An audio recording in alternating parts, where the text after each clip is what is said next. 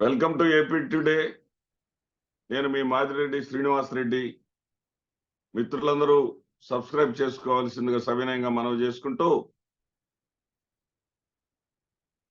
శ్వేతపత్రాల అవి రోతపత్రాల శ్వేతపత్రాల పేరుతోటి ప్రజలకు ఇచ్చినటువంటి హామీల నుంచి పరారయ్యేటటువంటి విధానం ఏదైతే ఉందో చంద్రబాబు నాయుడు గారు, ఆయన ఆ పద్ధతి మార్చుకోరు అనేది మనకు రుజువవుతా ఉంది.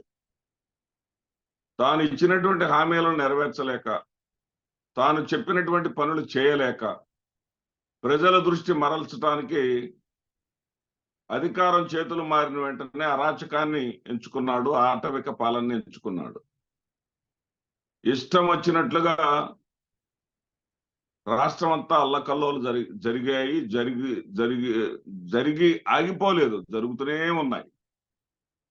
నిన్న అంబటి రాంబాబు సంబంధించినటువంటి ఒక కార్యదర్శిని, కుర్రవాడిని, ఫోటోగ్రాఫర్ని అత్యంత దారుణంగా దారి కాచి కొట్టి, ఒంటి మీద వివస్త్రుని చేసి, రక్తం ఓడేటట్టుగా కొట్టి అక్కడ పడేసి వెళ్ళారు. అంతకుముందు రోజున మొన్న పెదకూరపాడ నియోజకవర్గం నంబూరు శంకర్రావు గారి ప్రధాన అనుచరుడు, మార్కెట్ యార్డ్ చైర్మన్ అయినటువంటి ఈదా సాంబిరెడ్డిని, ఈదా సాంబిరెడ్డి చేసినటువంటి తప్పేంటయ్యా?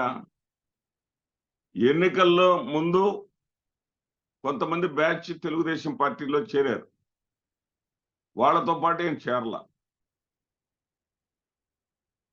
వాళ్ళ మాటనే ఈయన వినకుండా మొట్టమొదటి నుంచి కాంగ్రెస్ వాదిగా, ఆ తర్వాత వైఎస్ఆర్సీపీలో చేరినటువంటి వ్యక్తిగా తన యొక్క సిద్ధాంతాలకు కట్టుబడి ఉండటమే అతను చేసినటువంటి తప్పు.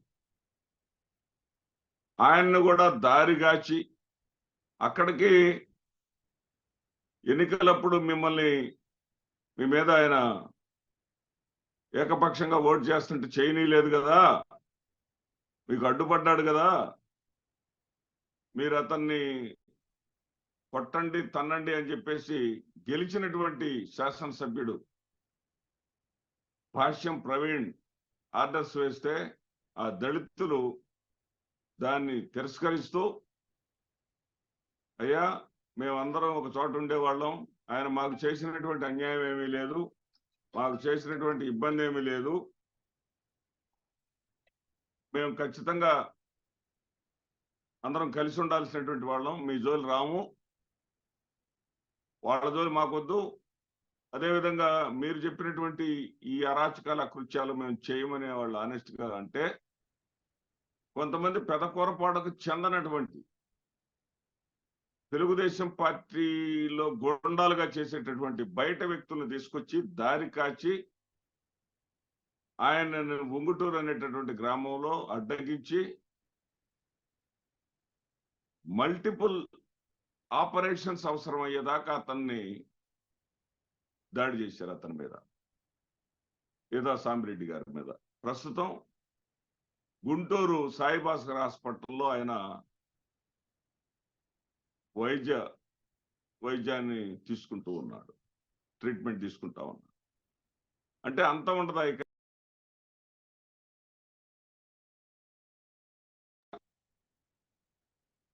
అంతముండదా? ఘోరాతి ఘోరంగా ప్రవర్తిస్తూనే ఉంటారా? శ్వేతపత్రాలంట. శ్వేతపత్రాలు ఏం పత్రం అంటే, దాంట్లో కోడెల శివప్రసాద్ ప్రస్తావించారు ప్రత్యేకంగా. కోడెల శివప్రసాద్ ఏమని ప్రస్తావించారు? అవమానానికి గురై మరణించారు అన్నారు. కోడెల శివప్రసాద్ అవమానానికి గురైంది నిజమే. కోడెల శివప్రసాద్ ఫర్నిచర్ ఎత్తుకెళ్లారని అనగానే ఆ కోడెల శివప్రసాద్ వైపు ఎవరో చూడొద్దని చెప్పేసి ఆర్డర్స్ ఇచ్చింది చంద్రబాబు నాయుడు గారు. వర్ల రామయ్య చేత కోడెల శివప్రసాద్ లాంటి వాళ్ళ వల్ల తెలుగుదేశం పార్టీకి అపకీర్తి వస్తుందని చెప్పించింది చంద్రబాబు నాయుడు గారు. గుంటూరులో అతను ఆసుపత్రిలో ఉంటే కనీసం పలకరింపు కూడా ఏ తెలుగుదేశం పార్టీ నాయకుడు సాహసం చేయలేదు, వెళ్ళలేదు, పలకరించలేదు. ఆ పరిస్థితుల్లో రెండో వైపున పిల్లలు ఆ కుటుంబానికి సంబంధించినటువంటి ఆస్తిని ఎవరో తనకు పరిచయం ఉన్నటువంటి మరొక లేడీ డాక్టర్ కొంత రాస్తున్నాడని తెలిసి ఆ ఇద్దరు పిల్లలు పెట్టినటువంటి టార్చర్కు అతను బలయ్యాడు. అతను ఉరి వేసుకున్నాడో తెలియదు, పిల్లలే ఉరి తీయించారో కూడా తెలియదు. దాని మీద ఎలాంటి విచారణ లేదు. మరి ఇదే కోడెల శివప్రసాద్ నిజంగా మానసికంగా సరిపోయింది నిజమైతే, ఆ అది హత్య అయితే ప్రభుత్వం చేసినటువంటి హత్య అయితే, చంద్రబాబు నాయుడు గారు నువ్వు మీ మామగారికి చేసిందేంటి? జగన్మోహన్ రెడ్డి గారు ఆయనని ప్రజాస్వామ్యబద్ధంగా ఓడించాడు ఎన్నికల్లో. నువ్వు మీ మామగారిని ప్రజాస్వామ్యబద్ధంగా గెలిచి ముఖ్యమంత్రి అయినటువంటి వ్యక్తిని అధికారం నుంచి కూల్చేసి వెన్నుపోటు పొడిచేసి అతను ముఖ్యమంత్రి పీఠాన్ని నువ్వు లాక్కొని పార్టీ అధ్యక్ష పదవిని కూడా లాగేసి అతని చేత కోడిగుడ్లు టమాటాల చేత దాడులు చేయించి అతను స్త్రీలోలుడని అతను అసలు రాజకీయాలకే పనికిరాడని ప్రచారం చేసినటువంటి నీవు హంతకుడు కాదా? జగన్మోహన్ రెడ్డి గారి ఖచ్చితత్వం వల్లనే అవమానాలకు గురై కోడెల శివప్రసాద్ సరిపోయింది నిజమైతే, నీ యొక్క వెన్నుపోటు గుణానికి బలైపోయినటువంటి ఎన్టీ రామారావుది హత్య కదా? ఏం మాట్లాడుతున్నారు చంద్రబాబు నాయుడు గారు? మీకు అధికారం ఇచ్చింది గత ప్రభుత్వం చేసినటువంటి తప్పులు ఏమన్నా ఉంటే వాటిని ఎత్తి చూపిస్తూ కాలక్షేపం చేయటం కాదు. ప్రజలకు ఏదైతే మాట ఇచ్చారో ఆ మాట నెరవేర్చుకోండి, దానికోసం మీరు ప్రయత్నాలు చేయండి. అంతేగాని ప్రజలకు ఇచ్చినటువంటి హామీలను తప్పించుకోవటానికి అడ్డదారులు తొక్కకండి.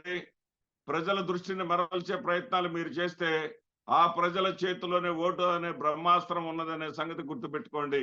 నమస్తే.